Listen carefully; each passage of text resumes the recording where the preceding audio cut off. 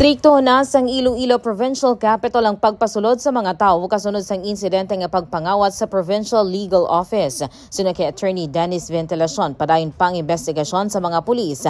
Ganila uma ng strikto nga pagpatuman sang nagkalain-lain nga mga pagsulundan. Madumduman nga una na nga ginpahayag ni Ventilacion nga lakip sa mga nataban sang kawatan among mga personal nga kagamitan sa mga empleyado, mga gadgets kag kwarta. Kahapon nag-meeting kami sa aton nga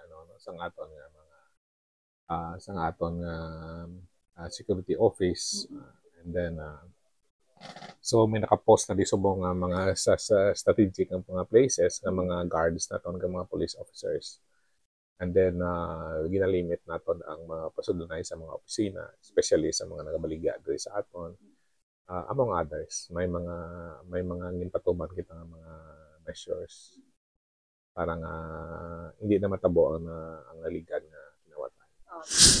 Nagapasalamat ang Iloilo Provincial Government sa Iloilo City Police Office nga among nagapanguna sa investigasyon. Inisi ka K5 Alex Escalante para sa Kampiyon nga Balita, Serbisyo Publiko, Kagalingawan sa Iloilo. K5 News FM. This news is brought to you by, do you feel tired all the time? Do you have frequent infections? Do you have always cold? It's a sign of low immune system. Boost your immune system with Clinica D3 Bio, antibacterial, natural antioxidant, immune system booster. Clinica D3 Bio has vitamin D3, lauric acid, and monolurine to fight against all viruses. Try Clinica Vitamin D3 with Coccus nocifera.